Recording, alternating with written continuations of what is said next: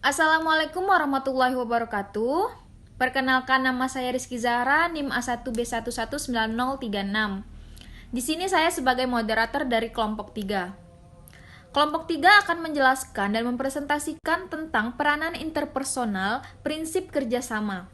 Sebelumnya, saya akan memperkenalkan teman-teman saya terlebih dahulu. Yang pertama, ada Gusti Andin Fadila dengan NIM A1B119013. Yang kedua ada Zakia Derajat dengan NIM A1B119025. Yang ketiga ada saya Rizky Zahra dengan NIM A1B119036. Materi yang pertama akan dijelaskan oleh Gusti Andin Fadilah. Saya di sini akan menjelaskan materi mengenai peranan interpersonal prinsip kerjasama. Yang pertama itu ada prinsip kerjasama atau PK dan prinsip sopan santun atau PS.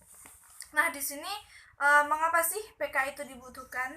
PK dibutuhkan karena dapat memudahkan kita dalam menjelaskan hubungan antara makna dan daya, khususnya untuk memecahkan masalah-masalah yang timbul dalam semantik yang memakai pendekatan berdasarkan kebenaran.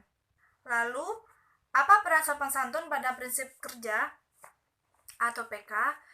Di sini tentu dalam PK kita sangat membutuhkan prinsip sopan santun, karena prinsip sopan santun ataupun PS tidak boleh dianggap sebagai sebuah prinsip yang sekedar ditambahkan saja. Tetapi prinsip sopan santun ini merupakan komplement yang dapat menyelamatkan PK ataupun dapat menyempurnakan PK dari suatu kesulitan yang serius. Nah, di sini ada contoh bahwa prinsip sopan santun ini dapat menyelamatkan PK. Contoh yang pertama itu ada sebuah dialog antara pihak 1 dan pihak 2. Kita sebut saja pihak satunya itu A dan pihak 2-nya itu B. Nah, pihak 2 ini berkata, kita semua akan merindukan Bill dan Agatha, bukan?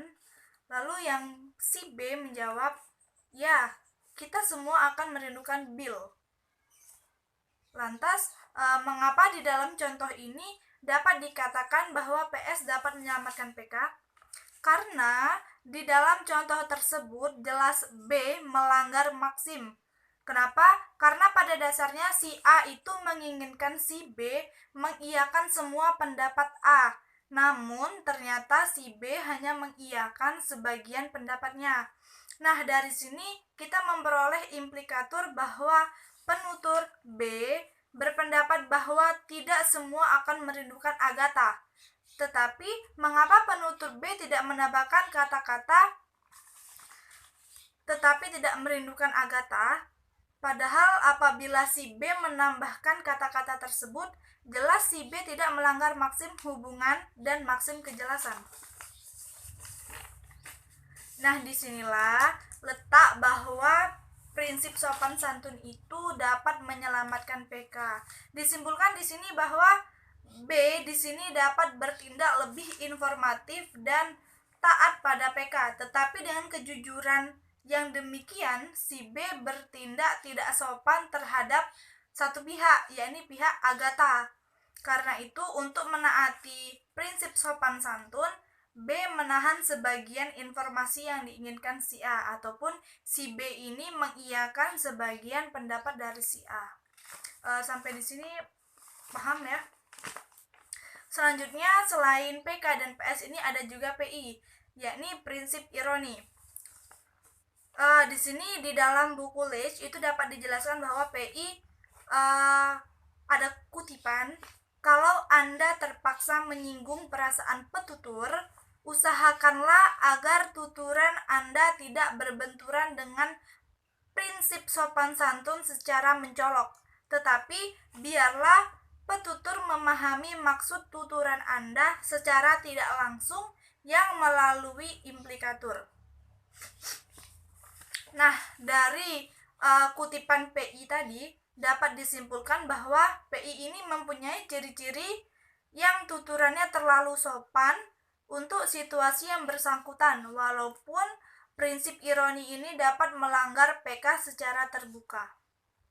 Ada contoh lagi, sebuah percakapan antara A dan B. Jadi si A ini memiliki sebuah implikatur berkata kepada B, "Geoff baru saja meminjam mobilmu." Lalu si B menjawab, "Wah, saya senang sekali." Nah, dari contoh di atas didapatkan bahwa B memiliki sifat yang sopan sekali bagi Geoff. Tetapi apa yang dikatakan B ini sebenarnya tidak benar, karena B sangat menaati PS, maka ia memiliki implikatur yang bersifat sopan tetapi tidak benar. Lalu bagaimana seharusnya si B ini menjawab agar jawabannya ini benar? Kita nggak tahu ya, mungkin dia punya pikiran untuk kesal atau apa karena mobilnya dipinjam atau apa, kita nggak tahu. Cuman karena dia di sini menaati PS, prinsip sopan santun, jadi ia memiliki implikator yang bersifat sopan. Baik, selanjutnya ada maksim kuantitas dan maksim kualitas. Di buku Leach, kedua maksim ini dapat dibahas bersama-sama. Menurut O'Hare pada 1969 merumuskan maksim kuantitas kualitas, yakni tanda kutip, tanpa alasan-alasan yang sangat baik, jangan membuat suatu pernyataan yang lemah apabila suatu pernyataan yang kuat dapat memberikan tambahan informasi yang diinginkan oleh penutur. Di sini kita harus memperhatikan all, semua, ataupun some, beberapa dalam implikator di bawah ini. Contoh di sini di dalam PowerPoint tertera sebuah implikator, yakni Jill memakan beberapa biskuit. Nah, di sini dapat disimpulkan bahwa implikator nomor 4 ini itu tidak benar, melainkan ada implikator 4A, yakni Jill memakan semua biskuit. Itu yang benar. Nah, namun pada implikator 4A ini dapat pula menjadi tidak benar apabila implikasi yang 4 ditambahkan informasi yang berlawanan. Seperti apa? Seperti ini. Jill memakan beberapa biskuit, sebetulnya ia memakan semuanya. Nah, berdasarkan maksim kuantitas kualitas, ini berarti bahwa Bill tidak dapat informasi yang berlawanan. Evidensi yang ada pada N tidak memberikan pernyataan satu, melainkan membenarkan pernyataan yang lainnya. Dan juga di sini dapat disimpulkan dari ilustrasi-ilustrasi tersebut semakin jelas bahwa maksim kuantitas kualitas dapat memberikan suatu jenis penjelasan yang khusus, yaitu penjelasan pragmatik yang mengenai sesuatu yang dalam istilah tata bahasa disebut problematik. Baik, itu tadi maksim kuantitas dan kualitas menurut O'Hare. Sekarang ini ada maksim kuantitas dan maksim kualitas menurut Grace. Apa itu maksim? Maksim menurut Grace adalah suatu prinsip yang harus dipahami oleh dua belah pihak, penutur dan pendengar saat berkomunikasi, supaya proses komunikasi dapat berjalan dengan baik dan lancar. Di maksim kuantitas dan kualitas menurut Grace ini dia membedakan antara kuantitas dan kualitas. Jadi kuantitas ini yang sama dengan artinya itu jumlah. Jadi maksim kuantitas adalah yang menghendaki agar setiap peserta pertuturan memberikan kontribusi secukupnya atau sebanyak yang dibutuhkan oleh penutur dan dalam berkomunikasi. Secara singkatnya, maksim kuantitas hanya meminta penutur untuk menjawab atau memberikan informasi sesuai yang dibutuhkan, tidak boleh melebih-lebihkan informasi yang ditanyakan oleh penutur. Sebagai contoh, saya akan memberikan sebuah percakapan lagi antara si A dan si B. Di sini si A berkata, "Apakah adikmu sedang hamil?" Yang si B menjawab, "Iya, dia sedang hamil." Nah, dari jawaban B di sini sudah dapat dikatakan bahwa B ini memenuhi maksim kuantitas karena B menjawab sesuai informasi yang dibutuhkan dengan tidak melebih-lebihkan jawabannya. Selain itu juga saya akan berikan contoh mengenai pelanggaran maksim kuantitas, yakni ada sebuah dialog juga. antara A dan si B. Si A ini bertanya kepada si B, di mana alamat rumahmu? Si B pun menjawab, alamat saya di Jalan Margondo, Depok. Saya manajer di salah satu perusahaan di Jakarta. Nah, di sini sudah jelas bahwa si B ini melanggar maksim kuantitas karena si B ini melebih-lebihkan jawaban ataupun melebih-lebihkan informasi yang ingin didapatkan oleh si A tadi. Nah, seharusnya kalau dia ingin menaati maksimum kuantitas, dia harusnya hanya menjawab alamat saya ada di Jalan Margondo, Depok saja. Tidak perlu dijelaskan bahwa dia adalah seorang manajer, bahwa dia adalah yang mempunyai perusahaan itu atau apa, kita nggak perlu. Karena yang di sini hanya diminta adalah informasi yang ditanyakan oleh si A tadi. Selanjutnya ada maksim kualitas. Maksim kualitas ini bisa disamakan dengan mutu karena emang ya kualitas itu pasti mutu ya. Jadi maksim kualitas yakni menghendaki agar setiap peserta pertuturan memberikan kontribusi yang benar berdasarkan fakta bukan asumsi. Saya akan berikan sebuah contoh lagi dari percakapan antara A dan si B lagi. Nah, di sini A berkata, Doni, di mana Ani dirawat? Yang B pun menjawab, di RSUD Depok, Pak. Nah, di sini dapat dijelaskan bahwa si B ini menjawab pertanyaan si A dengan berdasarkan fakta. Terus ada juga contoh yang melanggar dari maksim kualitas, yakni sebagai contoh ada seorang guru yang sedang melaksanakan ujian pada anak muridnya. Namun guru ini berkata pada muridnya, silahkan mencontek saja, biar nanti saya mudah menilainya. Nah, di sini dapat dikatakan bahwa guru tersebut telah melanggar maksim kualitas karena tidak sepatutnya seorang guru itu berkata seperti itu ataupun mengizinkan anak muridnya bertindak dengan tindakan yang tidak terpuji seperti itu. Sampai sini paham ya? Selanjutnya itu ada materi mengenai implikator yang berkaitan dengan kepastian. Sebagai contoh kuat lemah, yakni de dan a, bila dalam suatu proposisi kata sandang tertentu digantikan oleh kata sandang tentu, maka hasilnya ialah sebuah proposisi yang sebenarnya mencakup makna proposisi yang semula. Misalnya ada sebuah kalimat, Sally adalah sekretaris perusahaan ini.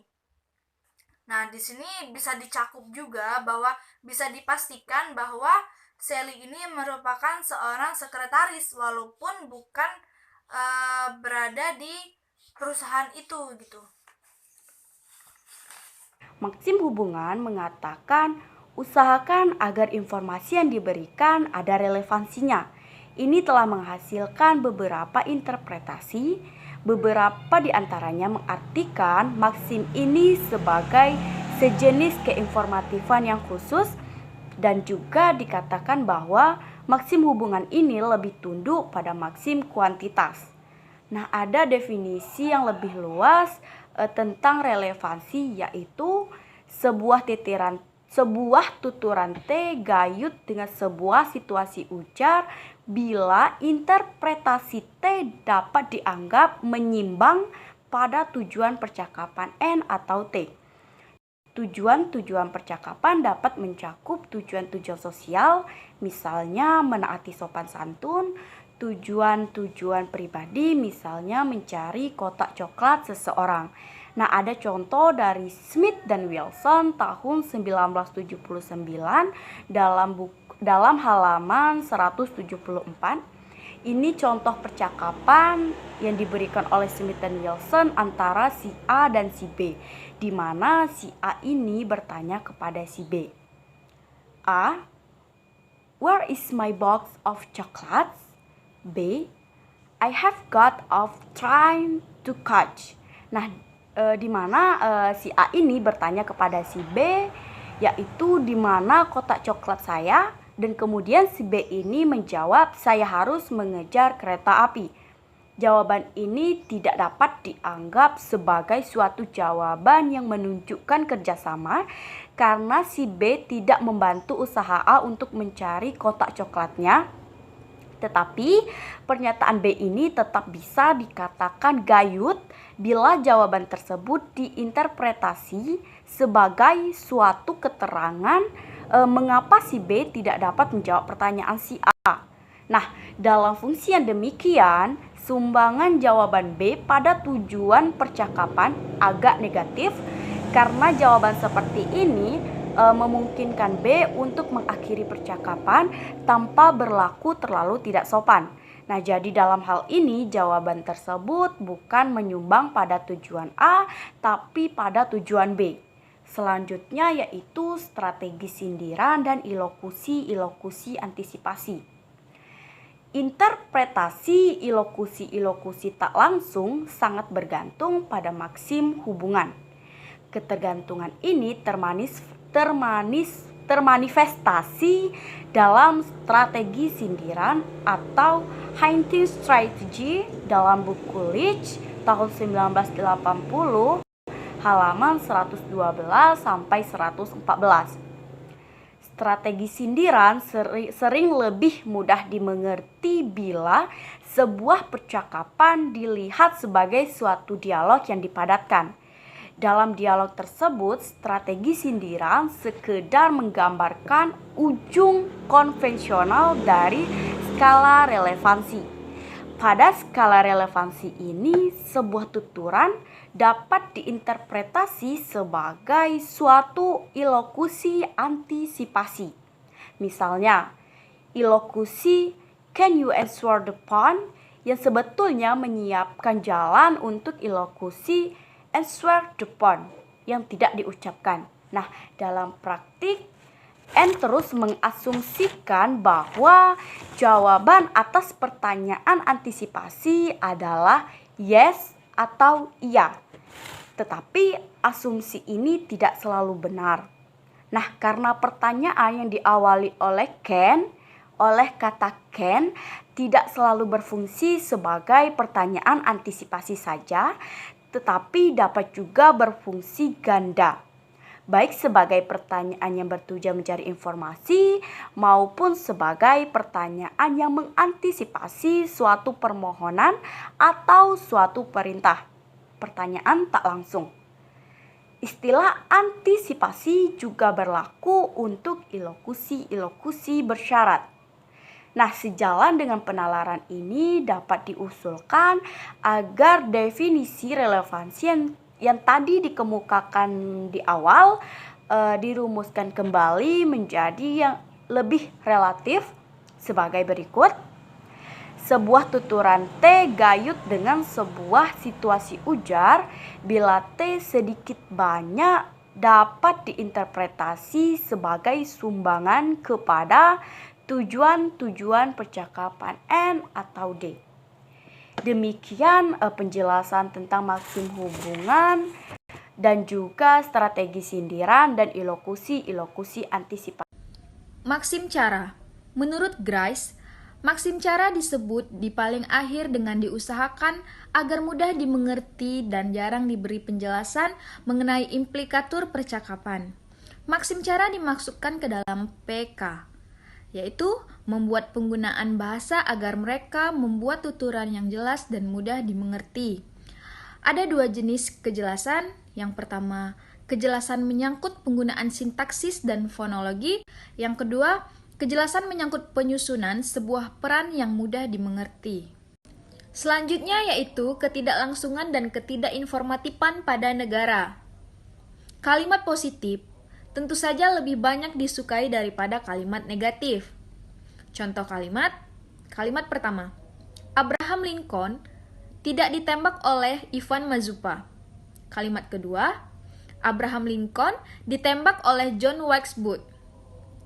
Dijelaskan bahwa jumlah populasi fakta negatif jauh lebih besar daripada populasi fakta positif.